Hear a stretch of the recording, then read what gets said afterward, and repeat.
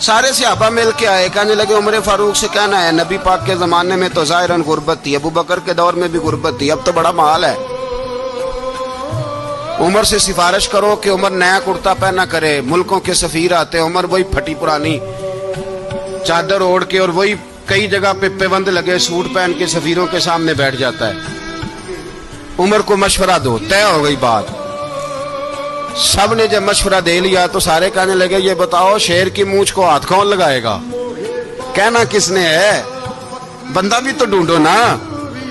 میں کہا جناب میرا یہ خیال ہے کہ مولا علی شیر خدا کہیں گے، کیونکہ جس شخص کی عمر کو سب سے زیادہ حیا کرتے دیکھا وہ شیر خدا مولا علی ہے رضی اللہ تعالی علی کہیں گے، اس لیے کہ جناب علی تو کئی دفعہ جب گفتگو کرتے تھے تو حضرت عمر چپ کر جاتے تھے اور فرماتے تھے علی نہ ہوتا تو میں ہلاک ہو جاتا، تو کہا علی سے کہو۔ جناب علی شیر خدا کو بلایا، کس کام کے لیے؟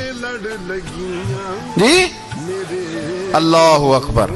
یہ ذرا آپ نے اس دور پہ اس بات کو ذرا لاکا جناب ان سے کہیں کہ زیادہ نہیں، ایک کرتا نیا پہن لے، سفیر آتے ہیں وزیر آتے ہیں تو ایک کرتا نیا پہن لے۔ حضرت علی کو بلایا، آپ فرمانے لگے کوئی اور بات ہوتی تو میں کہہ دیتا، یہ والی میں نہیں کہہ سکتا، کوئی اور ہوتی تو میں عمر کو کئی دفعہ کہہ دیتا ہوں، جلال میں بھی تو سن، یہ والی میں نہیں کہہ سکتا، میں تمہیں ایک مشورہ دیتا ہوں۔ کہ وہ کیا؟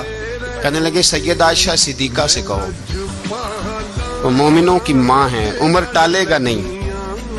اماں جی سے جا کے اماں جی نیا کرتا عمر سے کہیں پہن لیں، وزیر آتے ہیں بڑے بڑے لوگ تو چلو کوئی حرج نہیں۔ اماں جی نے کہا اچھا کوئی بات نہیں میں بلا لیتی ہوں۔ جناب عائشہ نے پیغام بھیجا،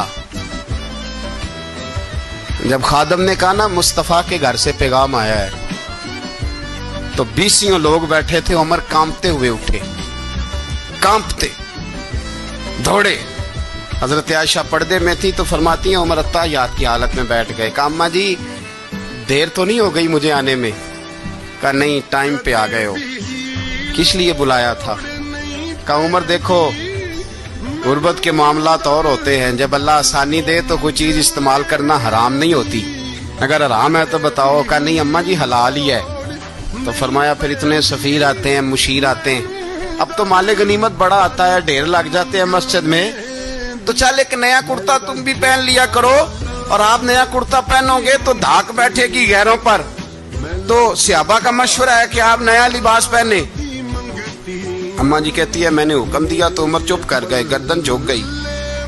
تھوڑی دیر کے بعد سیدنا عمر فاروق نے سر اٹھایا تو داڑھی پہ آنسو گر رہے تھے، رو پڑے، کہنے لگے پاک محبوب کی پاک بیوی جیسے حکم کرتی ہو میں حاضر ہوں، پر مجھے وہ والا لباس پہنانا جو میرے مصطفیٰ نے پسند فرمایا ہے، اگر یہ رنگ رسول پاک کا ہے تو میں حاضر ہوں، اور اگر نبی پاک کا نہیں تو پھر جیسے آپ حکم کریں۔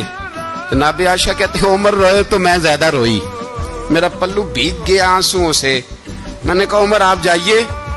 عمر یوں نکلے تو جو صحابہ کھڑے تھے وہ کونے میں تھے، سارے آ گئے۔ کہا اماں جی کیا بناؤ؟ فرمایا بھائی تم سب جو باتیں کہتے ہو وہ اپنی جگہ ٹھیک ہیں، پر عمر جو بات کرتا ہے وہ سب سے زیادہ ٹھیک ہے۔